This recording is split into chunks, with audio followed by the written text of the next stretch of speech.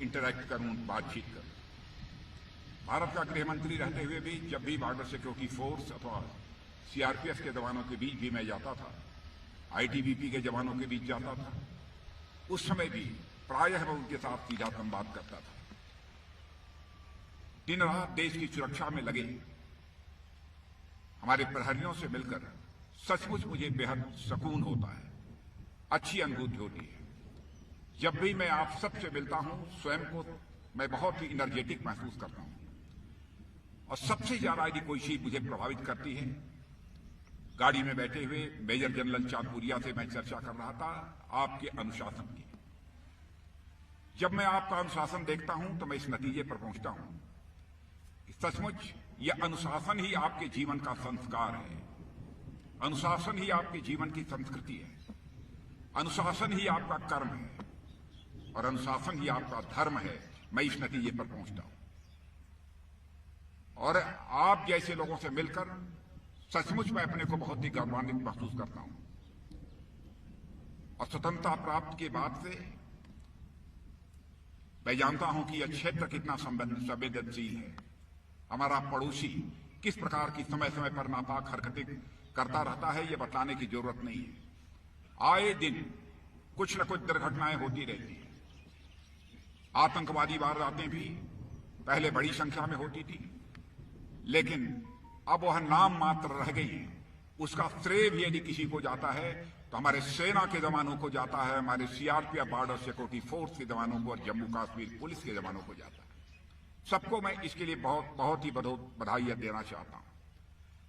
पाकिस्तान बराबर bleed India with thousands of cuts के साथ हर समय यह कोशिश करता है कि भारत सदैव परेशान रहे, लेकिन आप सब इस देश की ऐसी फेंसिंग वायर हैं कि जिसके कट का प्रयास करने वाले खुद ही ब्रीडिंग के शिकार हो जाते हैं और आपकी मुस्तैदी से उसके अपने कट के प्रयास का खुद ही खामियाजा हमारे पड़ोसी को भुगतना पड़ता है।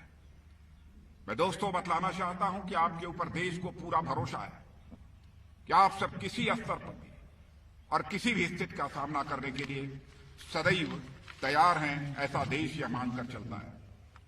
भारत दुनिया का अकेला देश है जिस देश की धरती से यहां के संत महात्माओं ने भारत की सीमा में रहने वाले लोगों को ही अपने परिवार का सदस्य नहीं माना है, बल्कि पूरे विश्व की धरा पर रहने वाले लोगों को अपने परिवार का सदस्य मानते हुए वसुधैव कुटुंबकम, the whole world is a family, यह मैसेज सारी दुनिया को किसी देश की धरती से गया है तो केवल और केवल हमारे और आपके देश की धरती या भारत से गया है।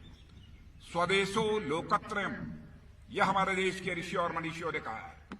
यानी केवल धरती ही नहीं बल्कि तीनों लोग हमारे परिवार हैं। इतना बड़ा मन इन भारतवासियों का है। हमारा चरित्र रहा है, हमने न तो किसी के ताइमान पर कभी चोट पहुंचाने की कोशिश की है और न तो दुनिया के किसी देश की 1 इंच जमीन पर हमने कभी कब्जा करने की कोशिश की है। और मैं जानता हूं भले ही यह सब हमने न किया, लेकिन देश की सीमाओं की सुरक्षा जिस दिलेरी के साथ आपने सबने की है, उसकी जितने भी सराहना की जाए वह कम है। मैं कभी विचार करता हूं कि वो कौन सी भावना है जो आपको अपना सर्वस्व न्यौछावर करके अपनी जिंदगी भी देकर देश की सीमाओं की रक्षा करने के लिए प्रेरित करती है। तो मैं तो इसी नतीजे पर पहुंचता हूं, मनुष्य के हृदय की सबसे बलवती भावना, सबसे स्ट्रांग फीलिंग यदि कोई होती है तो राष्ट्रीय स्वाभिमान की भावना होती है।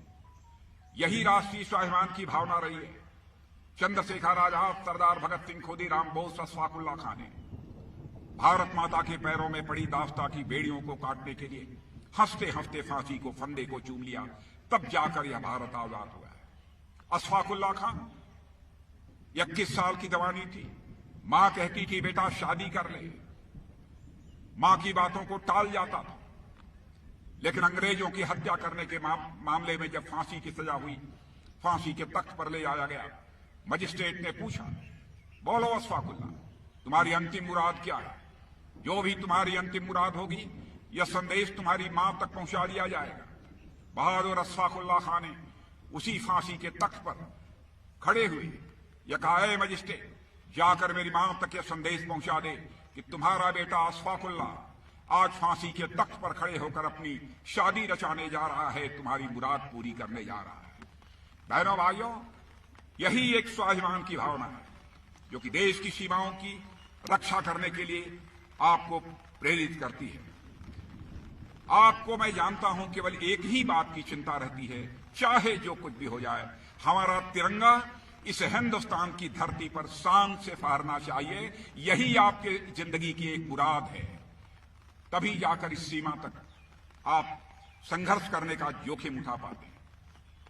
मुझे याद है 1971 का वार हुआ था, आपको विजय प्राप्त हुई थी। 90,000 पाकिस्तान के सैनिकों को बंदी बनाया था भारत ने, लेकिन उन्हें रिहा भी कर दिया था।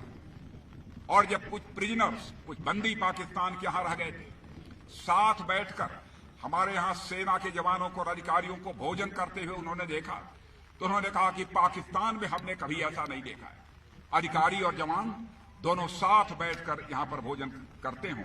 यह देखा है तो केवल भारत में ही यह देखा है।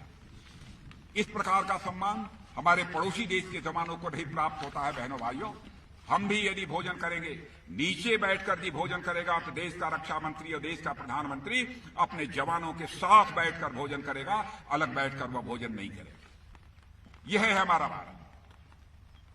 हमारे दुनिया की जो फ्रेंडली कंट्रीज हैं, हमारे दोस्त जो माने जाते हैं ऐसे देश हैं, वह भी अपने देश की सुरक्षा के लिए कभी जरूरत होती है किसी पर भरोसा करते हैं तो आप जैसे बहादुर जवानों के ऊपर ही भरोसा करते हैं।